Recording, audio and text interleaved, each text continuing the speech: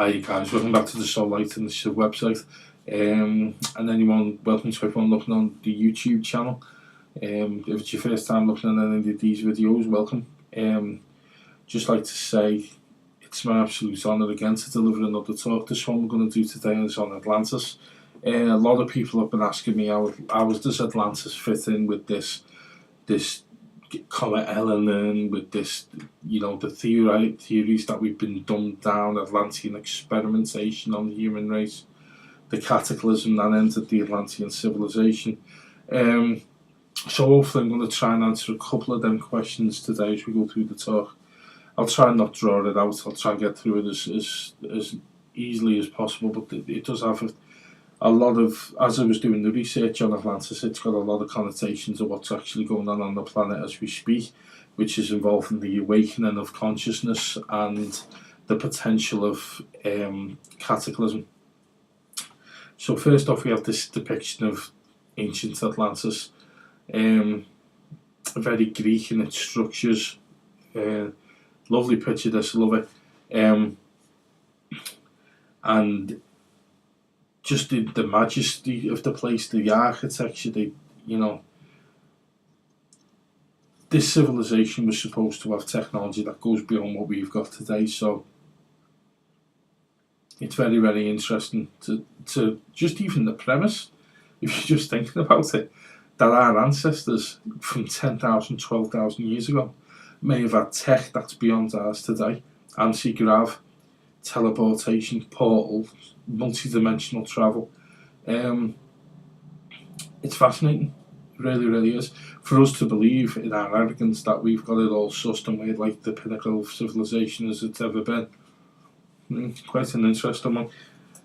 So this is what Plato had described as what Atlantis looked like. It was a central body of buildings which obviously governed the hierarchy of the city. Then you have these sections going out in waves, which is like a landmass water body, and they expand. A lot like dropping a pebble in a still body of water where the waves expand out, which would tie in with vibrations, sound waves, light waves, you name it. It ties in with a vibrational state of thinking. And we've got this guy to thank for all of this information. This guy's Plato. He's a Greek philosopher, or was a Greek philosopher, should we say. He was the guy who brought Atlantis into the modern myth. How he's basically 3000 BC. This guy was talking about Atlantis. And what's quite interesting is the fact that we're talking 12,000 years ago, 10 to 12,000 years ago. Plato is closer to us than Atlantis was to him in terms of linear time. So he spent a lot of time talking about Atlantis to Plato, and he explains about the culture, he explains about the evolved state of the beings there.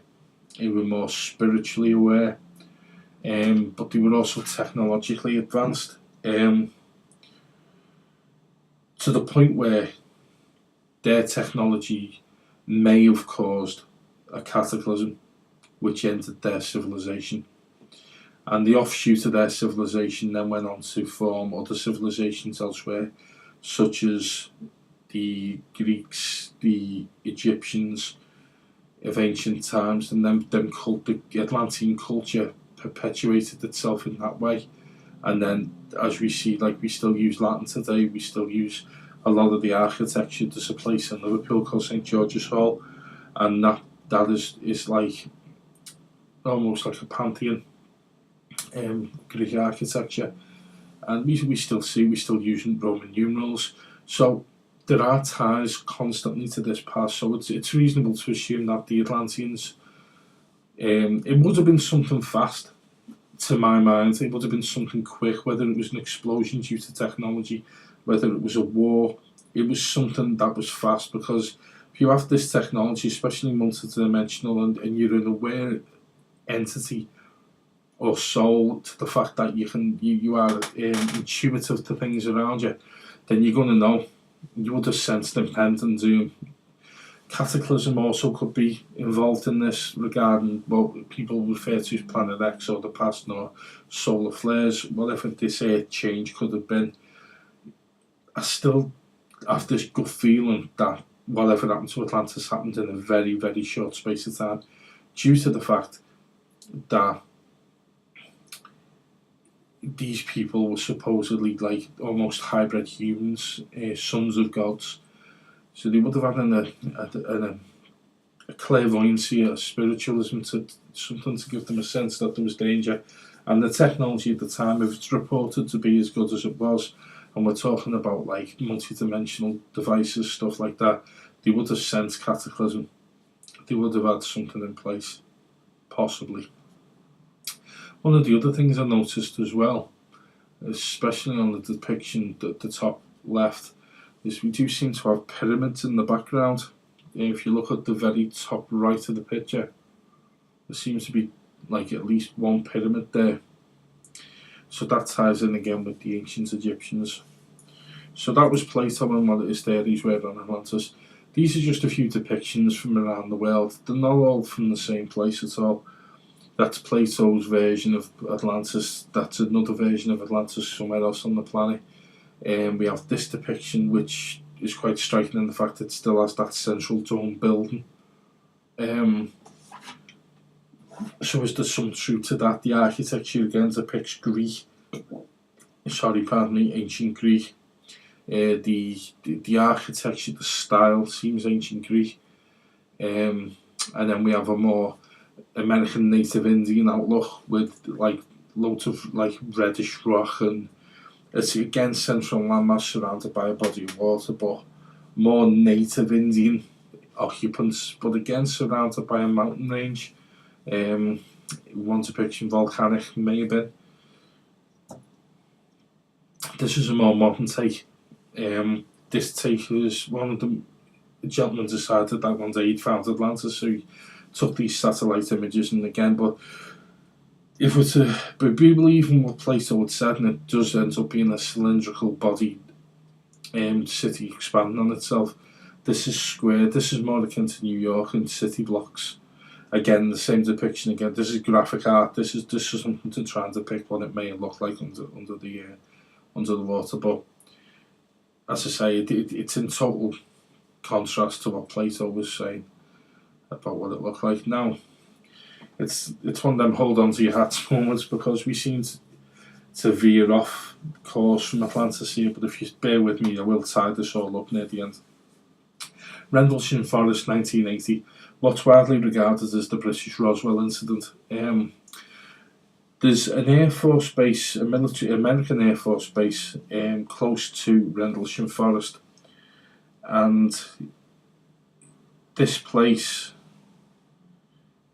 was housing military personnel, American military personnel, obviously, and they were also housing nuclear warheads, I believe. This is something I haven't been able to substantiate, but there have been incidents where the nuclear warheads have been made inert by after people had witnessed UFOs over the area.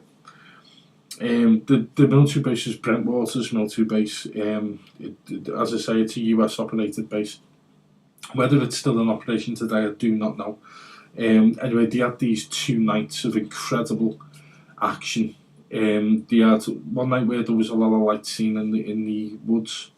This happened over numerous hours. There was a lot of fear and tension on the base. The second night, the lights appeared again. There was a party of people sent out. They were prepared and ready to go. They were mobilised. They took in Geiger counters. They took in recording equipment. When they actually got to the source of the lights, they encountered a craft. Now, amongst the party of American personnel was a guy called, I'm not sure his name was Jim Penniston. It could be something different, but I'm sure it was Jim Penniston.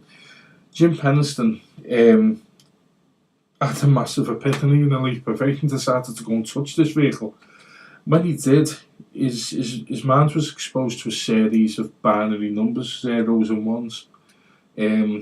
And he got the impression in his brain of either writing or a voice saying, "Exploration of humanity continues for planetary advance." Now, it's been mulled over this because Jim Penniston, he never actually disclosed any of this information at all for years and years and years, and decades, in fact.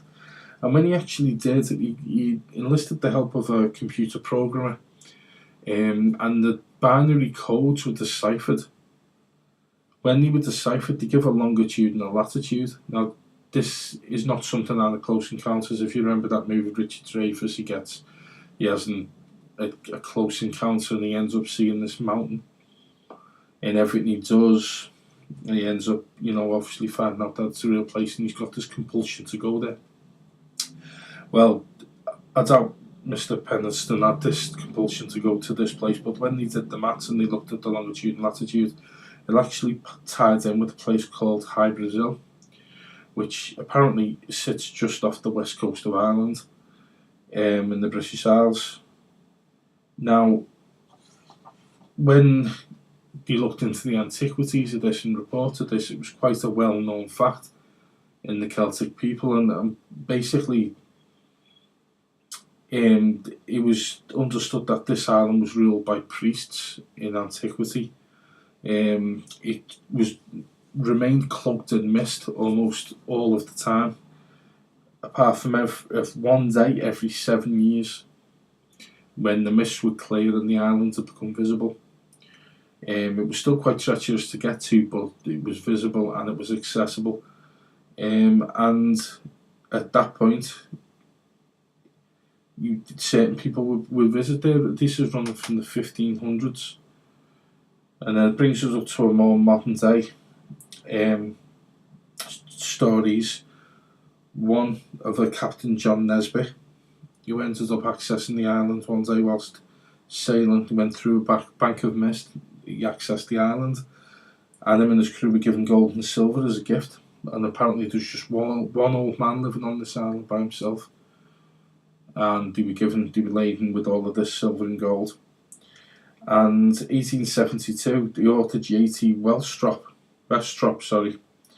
claimed he took family members to see the island, and as he observed the island, it just vanished. It disappeared. And to this day, as far as I'm aware, there hasn't been any other sightings of this island. So High Brazil, and the coordinates were given by this UFO. Now the other slightly strange thing in this story is the fact that when the American personnel were debriefed, they spoke about the entities that were piloting the craft were not extraterrestrial, but they were actually time travelers and humans from the future. This is one of the strange offshoots to this story. That being the case, then High Brazil may be a base of operations, cloaked, possibly. As again, this is not personal views. These are just information that I put out there, and everyone does their own research and their own legwork, and then they come to their own conclusions. This website, and none of the talks are there to absolutely tell you what to believe. These are just guidelines for people to go out and further their understanding of these events. So this is what took place in 1980, and as I say, this Jim gentleman, he kept hold of it for decades. So High Brazil. So if we look a little bit into the antiquity, we find this map, which seems to be the main body of England. Ireland sitting off the coast of England, and then High Brazil sitting off the coast of Ireland, the west coast. So this is a very old map. So did High Brazil predate Brazil? In the terminology, is Brazil called after High Brazil? Is it renamed after the disappearance of the island? Who knows? Who knows? But that map is very, very old. Now we've got this gentleman. This guy is Sir Francis Bacon. He was with us from 1561 to roughly 1626. Now, this guy was very, very involved in Freemasonry, and he's quite revered in Freemasonry, is Sir Francis Bacon. As a luminary, really, as a almost a godfather, as a prophet. He is linked with writing Shakespeare's plays, and the theory goes that Shakespeare didn't actually exist. He was a front for someone else writing them stories, and Sir Francis Bacon was given the accolade of being behind the Shakespearean plays, which is something else. He's also in his masonry. Was a gentleman who sent a lot of colonists over to America, Pennsylvania, Boston, around that area. He starts up the masonry there, and he delved within the occult. Now, it was his firm belief, and he wrote papers on this. This is not just conjecture. He wrote papers to the understanding that America was Atlantis, and he wrote a book called The New Atlantis. And in his belief system, he actually believes that the continent that is the United States of America was the continent of Atlantis, was the landmass of Atlantis, and he believed that there'd be antiquities there, because with Sir Francis Bacon, with his belief system, it wasn't just Christianity that he studied. He also studied the occult, Satanism, Luciferianism. He studied everything, and in them days it was quite a conjuring, and being a Mason, being Masonic, went hand in hand.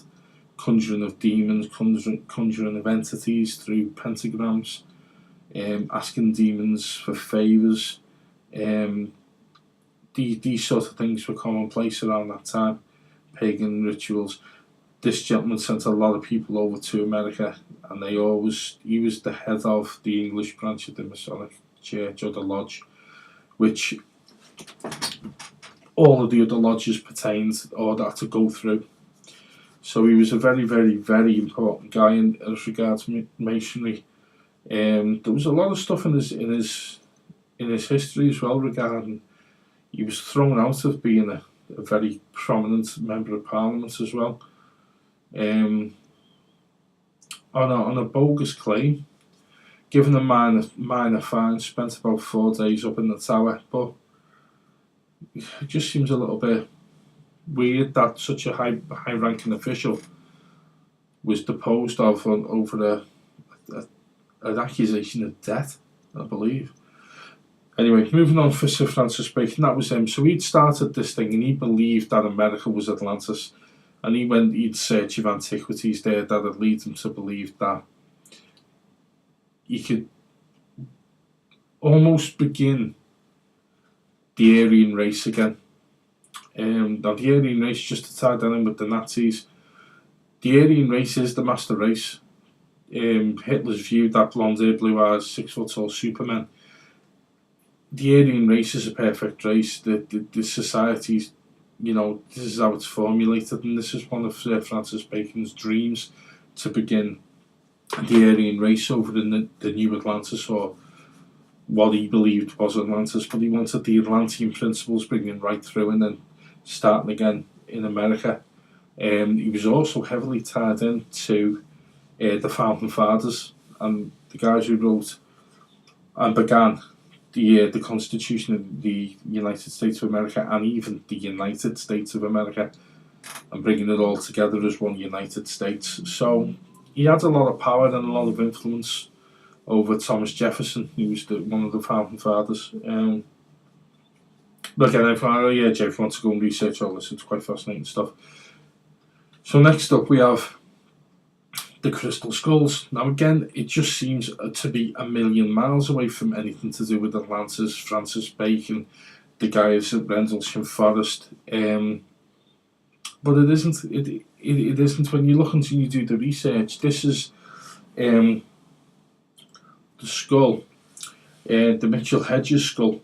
Now this was found by F.A. Mitchell Hedges. Could be known as a latter-day Indiana Jones. Really, he was probably one of the inspirations for the character. He was an adventurer. He went around searching for antiquities all over the planet. Whilst on one of his expeditions, his adopted daughter was lowered into a cave where she seen sunlight reflecting off a object. It just happened to be this skull. When they brought this skull back, it's made of the same structure, crystalline structure that we use quartz crystal in our processors and our computers. So it's made of exactly the same stuff.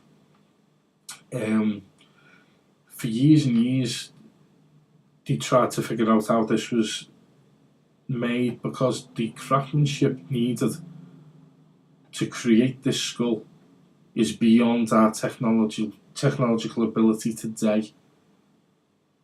And we're talking 2011. So we can't create this skull with today's technology. Yet this was found in British Honduras, and if memory serves, a place called Alantian, which is Belize, I believe it, in British Honduras.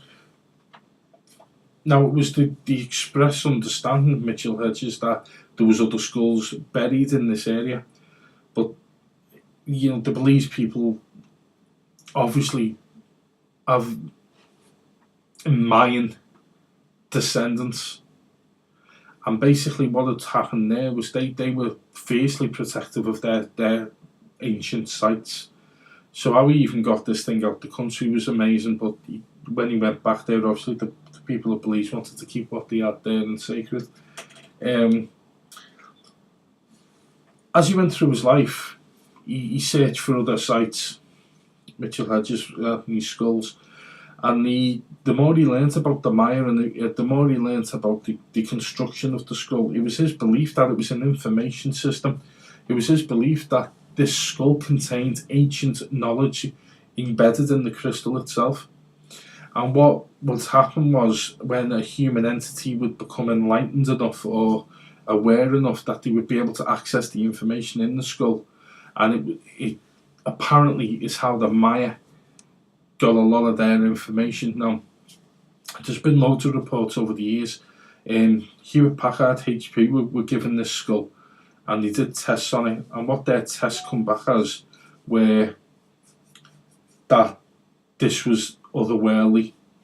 Some of the properties of the skull were otherworldly.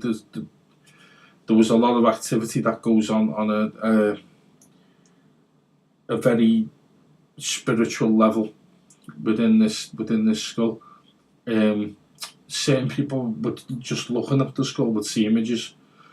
Some people would see ET entities, other people would see UFOs, other people would see ancient Maya, other people would see maps. It seemed to display, like a computer monitor does, certain imagery through it. And there has always been an intense feeling that there is a consciousness to the skull.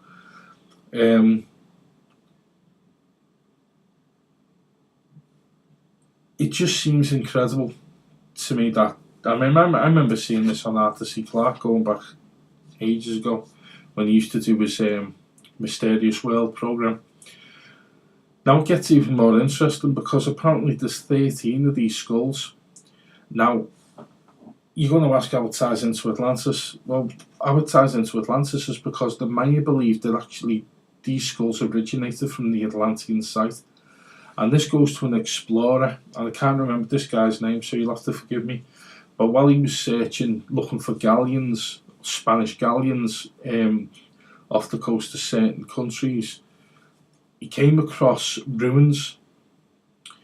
And in them ruins, what he seen was glimmers of light coming up from one of the mounds. As he approached, obviously he's diving, he's got scuba gear on, he's with a team of people. He noticed that the mound isn't a mound, but it is actually the top of a pyramid. By the dimensions, he reckoned that the pyramid may have been 400 feet high when it stood on land, because it was completely bedded by silt and natural time had just buried the pyramid completely under the water. When he approached, there was a steel rod coming down. He went and actually managed to get into one of the rooms of the pyramid. There was a steel rod coming down from the ceiling, and within 2 pairs of hands was a crystal skull. And this was just resting there. And one of the theories was that this explorer had found Atlantis, and this crystal skull was Atlantis. These crystal skulls apparently originated in Atlantis. So that ties in with the Atlantean theories.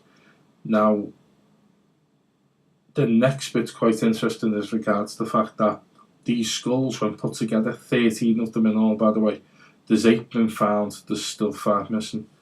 When these skulls come together, they form an energy barrier, almost on a conscious level, like a computer networking with a computer. And these things coming together, it's theorized that they will energize some form of defense mechanism, which would radiate out and protect the planet from a cataclysm. So these are replica skulls, by the way. Obviously they're not the whole 13, but when they get together, apparently you put any of these together, they begin to glow, similar to the Shankara stones in the Indiana Jones films. And you've got an emanation of energy that comes away from these things, that it's theorized and it's been passed down from the Maya for generation after generation after generation, that in the dark time, when the end of the earth draws near, that these skulls will energize. And when they energize, the human race has to be on a certain level of consciousness before these things can take place, though. Hence this big rush, I think, at the moment for the light workers to get everyone off the backsides and start looking further into themselves and at the planet, rather than just McDonald's and Heineken, Budweiser or whatever. At the end of the day, it's something more than the sum of its parts. So in that regard, it places a protective shield around the planet, which can stop coronal mass ejections, magnetosphere issues. Will this thing, are these entities, these skulls, capable of protecting this planet from an oncoming catastrophe or cataclysm? And this is what's been theorised. So I think the powers that be, if you tie in with the Project Camelot stuff, and you tie in with the stuff that Graham Hancock does, which do excellent work from both of them, the guys Kerry, Bill and Graham, and on top of that, the excellent work that the guys out there at the Khufu project are doing regarding the pyramids and the site there, and what's going on with the Antiquities Minister, and what's going on with the looting of potential new sites on the Giza Plateau. It would seem to me that the powers that be are shitting themselves at the minute trying to find some antiquities, and they're trying very, very desperately, and they just seem to be not asked anymore about where they go to get these things and how to get them. There's a lot of illegal digs. There's been talk of murders, there's been talk of people being hushed up, but it seems the powers that be are rushing to find something. Now, as I said, there's 5 of these crystal skulls still missing. The Atlantean connection doesn't really stop there. The Norwegian spiral that we've seen go off in Norway when President Obama was apparently there, and a lot of people have theorised, and I've even said so myself. I put some videos up on the website regarding the use of the spirals, and is it a wormhole, or is it a gateway, or is it a portal to another dimension? Well, there's another take on that now. I've been doing all this research with these skulls. Is this a protective barrier? Is this some form of shield that, when activated with all of the other potential installations around the planet, can form a protective shield around this world? And that all of this thing can start with examining the crystal skulls. Have the military got hold of the other 5? It's all for theory and conjecture and conspiracy theory, but what I will say is that there is absolute evidence now that the powers that be are rushing at this moment to find something They're going all over the world looking at sites across this planet, and they're pillaging, and they're looking for something. They are desperately looking for something. So it'll be interesting to see how that one pans out. We haven't got long to wait. Comet Eleanor. A lot of people have said, what's it all about? What's going on with Comet Eleanor? What's happening regarding this? How does this tie into Atlantis? Okay, well, it's one of the theories. I'm not too sure if Richard C. Hoagland supports this theory or it's one of his or what, but basically what the theory goes is that it could be an Atlantean time capsule. And with the Atlantean civilization coming to an end, some of the rarer factions in the Atlantean hierarchy may have understood that there was change coming. They may have intuitively felt it.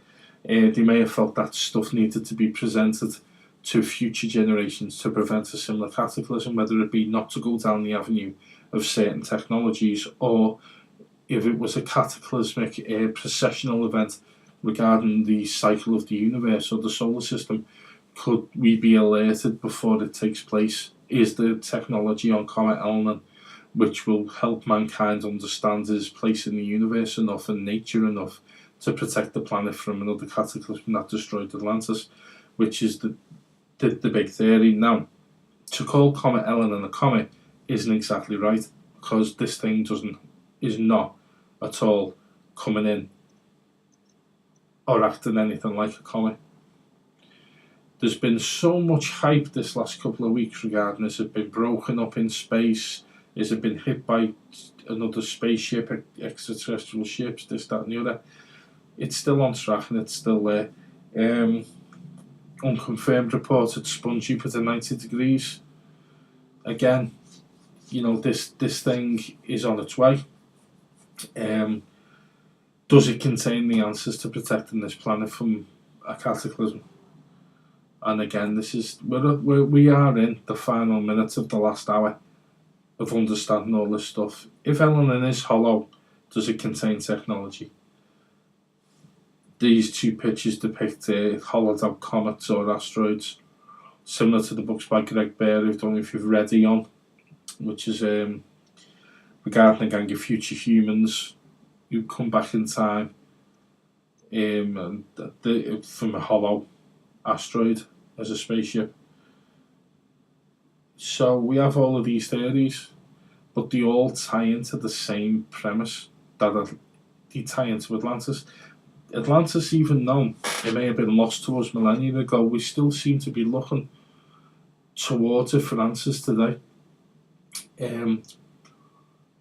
We can't ignore anything, any possibility. The powers that be out there now are panicking like chickens with their heads cut off. They're running around, they're looking for something.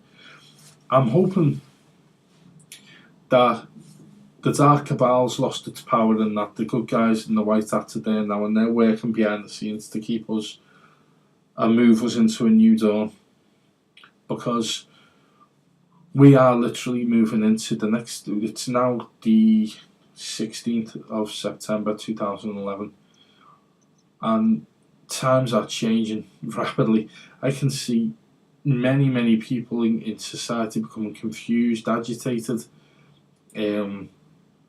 The monetary system of the planet, as foreseen by gentlemen out there, Sheldon Nadler, one of them, is starting to collapse in on itself.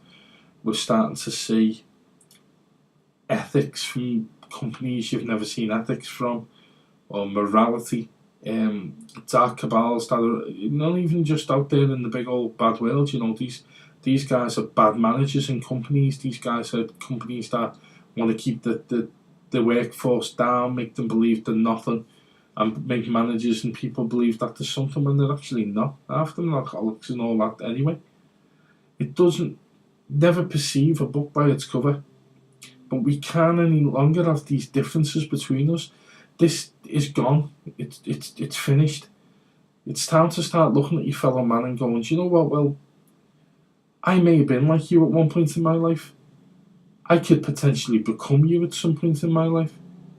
I get a lot of that old thing I've mentioned about people, who are homeless. But what's the harm in giving them £1?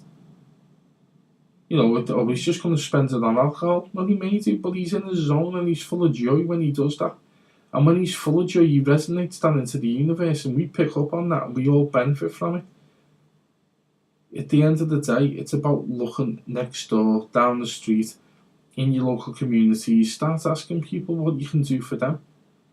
You know, that's never the first thing. It's every time someone offers us. Think about if someone walked up and gave you £20 in your hand or $20. Your initial reaction is, they're a free. What's this for? What do they want me to do? Because that's your conditioning. What if that person just wanted to make your day better? This is what it's about. You start off trying to improve someone else's day. You've already begun to improve your own. This is what we need to get back to. Not the division we see everywhere. He's got black hair. Look at her with her hair. Look at her with the shoes. Ooh, she doesn't suit that dress. Who cares? Who cares? Because although I believe it had other meanings, Ronald Reagan's speech in the 80s was quite prominent. The human race, faced with threat or diversity or poverty or tyranny, pulls together. It's been absolutely proven that this is the case in the past. So we are totally capable of doing it, and we just lose our way in the EastEnders and Home and Away and what have you got, with Dancing with the Stars. Come on. At the end of the day, what's the harm in getting a couple of bottles of water in? What's the harm in getting a couple of candles, some matches? What's the harm in thinking, let's prepare for a couple of months without electricity? Because at the end of the day, that might be a reality. Try and visualize and manifest other realities in a more positive way, and constantly think the positive, because that's what will generate this next reality. And as we're moving into this, that's the only thing. But we need to start looking at each other and looking inwardly towards ourselves as to bringing out a brighter future. All of this stuff, these ancient people, the Atlanteans, were leaving messages for us now. Hopefully that we'd understand in peace and understand what was going on. They made a mistake. Something went on with their civilization which destroyed them. And then they went out into the world and they perpetuated these stories, these myths, and they've left these markers for us to follow, to understand. But unless we stop squabbling amongst each other, and he's got one skull, he's got the other, you can't have mine, I won't let you have mine, we get nowhere. We need to come together as a people, as one entity, as one consciousness, and start believing in ourselves and start taking our place back amongst the stars with our cosmic cousins and brothers and sisters. To them, we look like we're just running around with party hats on. We just need to ascend ourselves, because you know what? I'm sick of being an amoeba. I'd rather be up there and have some respect and say to these people, well, you know what? Here we are, warts and all. Give us what you've got. And let's move into this with open hearts and minds. As always, thanks for your time. Take the very, very best of care. We are moving into a new age. We are moving into a new set of consciousness, and it is a fantastic time for the entire planet. We're going to have bumps in the road. I guarantee you that. We will have bumps in the road. Be prepared, don't be scared. It's there. Do you know what I mean? All my love and light. Until next time.